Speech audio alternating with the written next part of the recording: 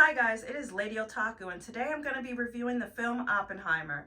This film was written and directed by Christopher Nolan, and it is a biopic about the physicist named J. Robert Oppenheimer, the man responsible for developing the atomic bomb, which was used by the US to be dropped down on Hiroshima and Nagasaki, Japan, to end World War II.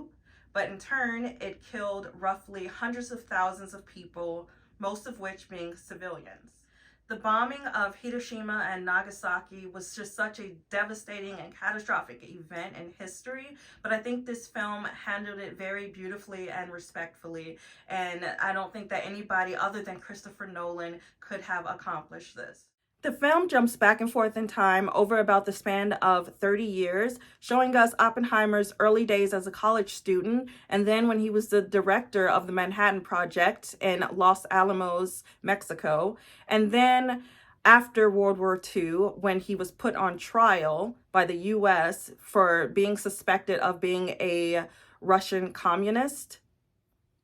In this film, Cillian Murphy stars as J. Robert Oppenheimer, and he did such an outstanding job with this performance. Not only do I think he's one of the most gorgeous people on the planet, but I think that no one else could have fit this role any better.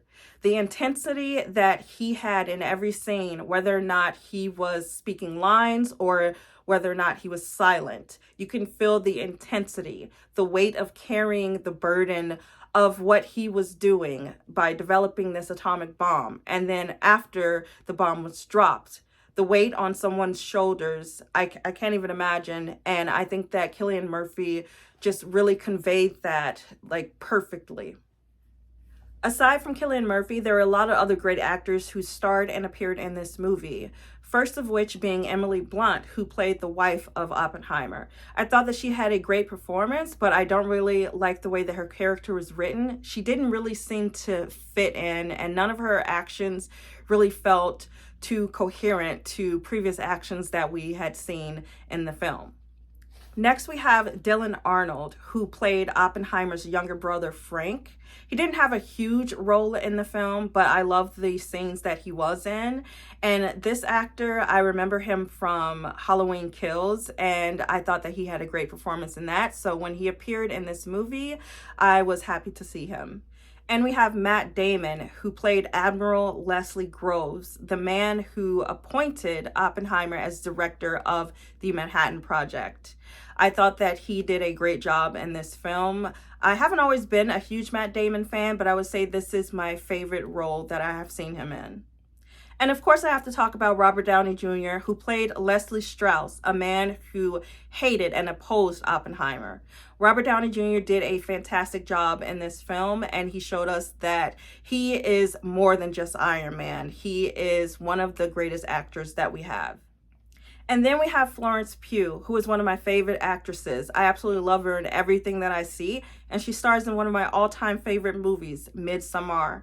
But in this film, she plays the role of Jean Tadlock, a woman who Oppenheimer was romantically involved with for years before he met his wife, and then continued on to have an affair with her during his marriage. She did a fantastic job in this movie. Like I said, she never disappoints. And then there were a lot of people that I had no idea who were going to be in this film, one of which being Dane DeHaan. He played in another one of my favorite movies called Chronicle. And I think that he did a great job in the role that he was given. Like, he really made me despise his character in this film. Next up, we have Alex Wolff, who played Peter in Hereditary, another one of my all-time favorite movies. I think that he did a really great job in this film. I was happy when I saw his face on screen. Rami Malek was also in this film, the man who starred as Freddie Mercury in Bohemian Rhapsody, and he also starred in Mr. Robot. I was also really happy when I saw that he was in this film. I think that he is just such a unique talent, and I love seeing him whenever I see him on screen. We also have Jack Quaid, who plays Huey in The Boys, one of my favorite shows. I was surprised to see him in this film, but loved it nonetheless. And then lastly, I want to talk about Josh Hartnett. I was not expecting to see him in this, and I haven't seen him in anything for a while. So seeing an older version of Josh Hartnett was just icing on the cake, I want to say. He is looking good, mighty fine. Now I want to talk about the visuals of this movie. This movie looked absolutely stunning, and I love that they had very limited CGI. Most things were practical in this movie, and I really appreciated that. They even used a real bomb for when they did the Trinity test. And I have to talk about the score of the film. It was just such intensity with every scene that we were in, no matter if it was just something very subtle to the explosion of the bomb. It was just magnificent. There is not a lot of action in this movie. This movie is very dialogue heavy, and it's a 3-hour movie. But at no point did it seem like it was slowing down. It was very fast paced, and it was just very quick transitions from scene to scene. And you really just try to have to keep up with what is going on. And it is a lot of physics talk and just things that I do not understand that just went right over my head. But I still appreciate that they stayed true to what needed to be said. And I would like to see this film again just so I can try to comprehend it even better than I did on the first viewing. All in all, I think that this was a fantastic film. I think that if you like history, and especially if you like learning about World War II and the things that went on during that time, I think that this will be a great film for you to see. I think that you will love it.